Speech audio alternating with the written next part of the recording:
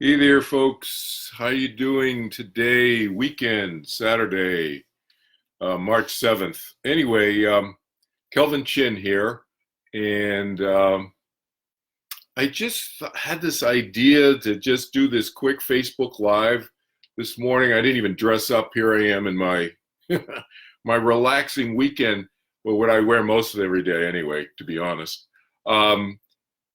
here in Southern California. But here's the thing. I was meditating a few minutes ago, and sometimes I get these these ideas, especially right after my meditation, and I just had this idea to share some thoughts with you and about this idea. And I don't know if you can see it on your screen yet, but the title of the talk today is "We're Only Human."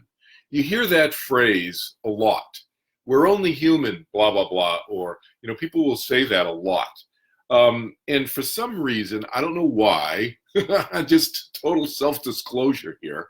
I don't know why it just popped up after my meditation, and I thought, and it just holds this cascade of thoughts about this phrase, this narrative, popped into my mind, and I scribbled down a bunch of notes, and I'm going to do a little talk right now for about a few minutes, 10 minutes or something like that. But that's the derivation of it. So in case any of you are wondering, did I have a conversation with Kelvin recently that made him think about this? No, it just came completely out of the blue. It's like not because I've read anything recently or seen a YouTube video or had any conversations with any of you guys recently.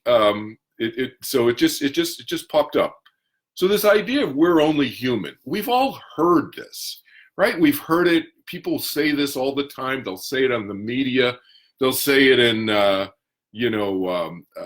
interviews. People will say this all the time. You hear this phrase. I find this phrase disturbing. Okay, just total right up front. We hear it a lot.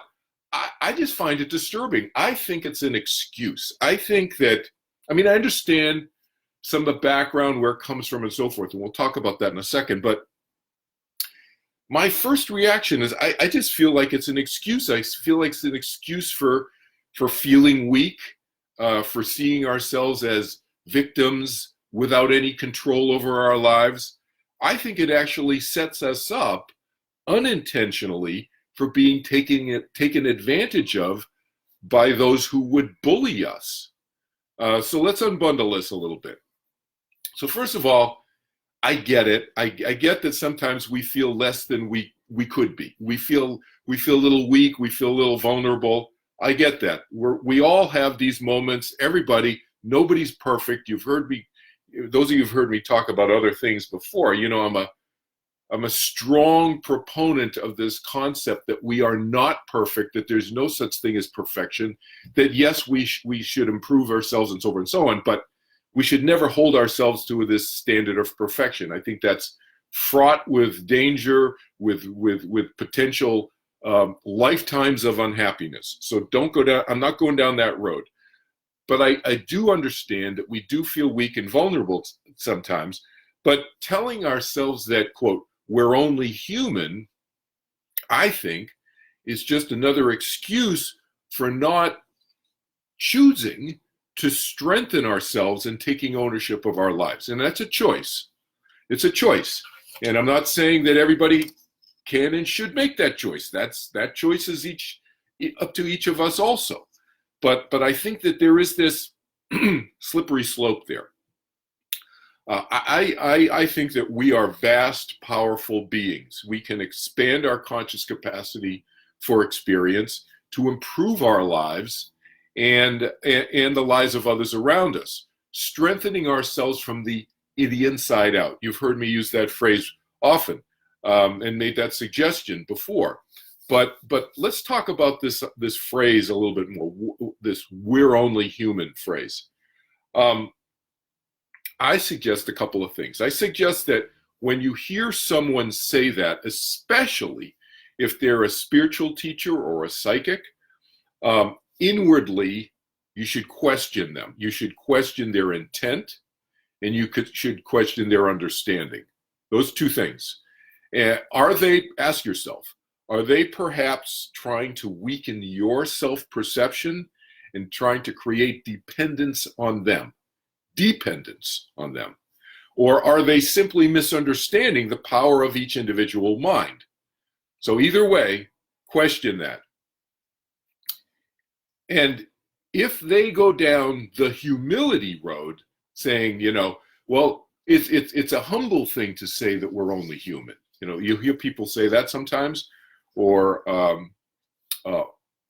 even psychics will say that sometimes. Oh, we're only human, and we need to be humble about our humanity and so forth, because I'm getting this information from the other side, and these beings are so powerful on the other side. I question that too, and I'm suggesting that you question that as well if people say that. Because really, this whole humility argument, I think it creates further weakness, vulnerability, and exposure to be disempowered, to being disempowered. It's what sometimes I call the slave mentality. And trust me, we've all been slaves many times in many lives. Those of you who've heard me talk about some of my memories, I have memories of being slaves. So I think that throughout the millennia, or the the mega millennia, the hundreds of thousands of years that humans have been on planet Earth, that we've all been slaves many times. So I think this is a vestige of the slave mentality that many of us still carry around. Back to this whole humility argument, I find that in fact, the more inwardly powerful and secure I become, the more loving and sensitive to the needs of others I have become. So I think it's actually not vice versa. I think that the more I know, the more humble I become, because the more I know, the more I realize how much I don't know. I don't know everything, and that I have eternity to learn more. So I have all that time. I have eternity to unfold more of myself, to unfold more knowledge about the universe to myself in this eternal journey that I talk about, of being my life, our lives, we as individual minds. So I find that I've become more humble, not less humble, in not buying into the narrative of, oh, we're only human. And in fact, I think the more we buy into that narrative, that belief system, that we're only human, the more we expose ourselves, as I said earlier, to the potential bad intentions of bullies. So what do I mean by that? People are beings who would take advantage of our self-perceived vulnerability, the we're only human, self-perceived vulnerability. I think that narrative makes us bully prey, P-R-E-Y, prey for bullies. Why? Because bullies are always on the lookout for people they can put down, aren't they? Think about it. Why does the bully do that? The bully does that because they feel better when you feel worse. Why? Because the bully is lacking self-esteem, self-confidence within themselves. They're actually inwardly a weak person from that perspective. So the fastest way for them to feel better is to make you feel worse, right? That's how the bully makes themselves happy. So don't set yourself up. That's my suggestion. Don't set yourself up. Don't buy into this we're only human narrative. It's not a path of humility like some people will lead you to believe. I think it's potentially a path of self-deprecation and weakening of oneself. And that can come at great expense to our happiness in life, I think. So there you go. Those are my thoughts for this morning, Saturday morning, and hope you guys all have a great rest of your weekend. I'm all about promoting happiness. So just falls into line with that whole narrative that I get going on this lifetime and helping promote our happiness, strengthening ourselves from the inside out. So have a great weekend. And those of you who are in my Afterlife series, we got our session tomorrow. And everybody should remember, change your clocks. Change your clocks. Daylight savings time tonight. Change your clocks. Spring forward, right? So an hour ahead. Take care. We'll talk to you guys again soon.